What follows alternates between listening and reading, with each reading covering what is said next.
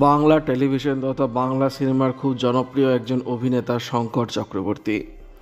থিয়েটারকে ভালোবেসে কেরানির চাকরি ছেড়ে এসেছিলেন অভিনয় করতে।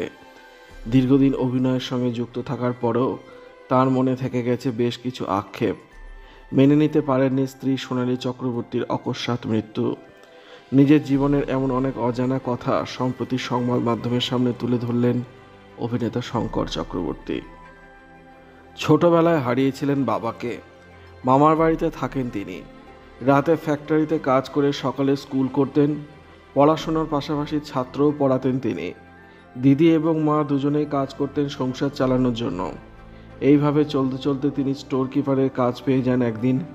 হায়ার সেকেন্ডারি পাশ করার পর আসানসোলে একটি সাইকেল ফ্যাক্টরিতে কাজ করার সুযোগ পান, কিন্তু সেখানে বেশ কিছু মাস কাজ করে থিয়েটারের টানে বাড়ি ফিরে আসেন। থিয়েটার করতে করতেই আলাপ হয় স্ত্রী সোনালী চক্রবর্তীর সঙ্গে। সোনালী তখন নাচে মাস্টার্স করছেন।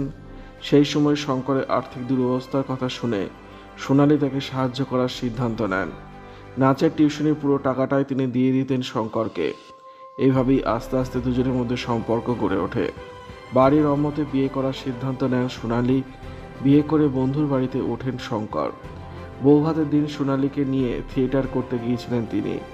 যে মানুষটা সুখে দুঃখে সবসময় পাশে ছিলেন, সেই মানুষটাকে হারিয়ে আজ বড্ড অসহায় অভিনেতা। দূরদর্শনের একটি নাটকের হাত ধরে অভিনয় শুরু করেছিলেন অভিনেতা। জননী সিরিয়ালে কাজ করে ব্যাপক জনপ্রিয় হয়েছিলেন। এরপর ধীরে ধীরে শুরু হয় একের পর এক মেগা সিরিয়ালের কাজ। বাংলা সিনেমাতেও কাজ করেছিলেন শঙ্কর।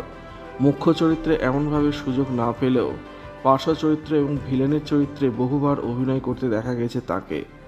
তবে এত কিছুর পরেও কিছু আক্ষেপ আজও মনে থেকে গেছে। শঙ্কর চক্রবর্তীর কথায়, তিনি বড্ড ভুল সময়ে বাংলা ইন্ডাস্ট্রিতে এসেছিলেন। যে সময় প্রসেনজিৎ, অভিষেক, চিরঞ্জিতরা বাংলা ইন্ডাস্ট্রিতে রাজত্ব করছেন, সেই সময় তিনি কাজ শুরু করেন। স্বাভাবিকভাবেই তখন পরিচালকরা নতুন মুখ নিতে চাইতেন না সিনেমায়। অগত্যা খলনায়ক অথবা পার্শ্ব চরিত্রে অভিনয় করতে হতো তাকে।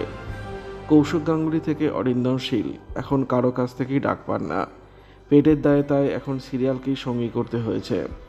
বেলা শেষে সিনেমা চলাকালীন সৌমিত্রবাবু শঙ্করকে বলেছিলেন, আমি জানি না কেন বাংলা ইন্ডাস্ট্রি তোমায় ব্যবহার করতে পারল না। একসাথে কাজ না করলেও উৎপল দত্ত শঙ্করের অভিনয়ের প্রশংসা করেছিলেন। যেখানে এমন মহান ব্যক্তিত্বরা শঙ্করের অভিনয় প্রশংসা করলেন, সেখানে কেন বাংলা ইন্ডাস্ট্রি সুযোগ করে দিল না তাকে? শুধুমাত্র সিরিয়ালে অভিনয় করে বলেন কি বাংলা ইন্ডাস্ট্রি তাকে চিরকাল সরিয়ে রেখে দিল? আজ একটা ফ্ল্যাট ছাড়া আর কিছু নেই অভিনেতার কাছে। সেটাও ভবিষ্যতে থাকবে কিনা তা নিয়ে বেশ সংশয় রয়েছেন তিনি। কাজ না থাকলে একটি ছোট্ট ফ্ল্যাটে চলে যাবেন, আর বাকি টাকা রেখে যাবেন একমাত্র মেয়ের জন্য। গাড়ি হয়তো বেচে দেবেন তিনি। একজন সুদক্ষ অভিনেতার এমন করুণ পরিণতি দেখলে সত্যিই চোখে জল চলে আসে। ভিডিওটি ভালো লাগলে লাইক করবেন, শেয়ার করবেন, কমেন্ট করে আপনার মতামত জানাবেন, আর অবশ্যই চ্যানেলটি সাবস্ক্রাইব করবেন। ধন্যবাদ।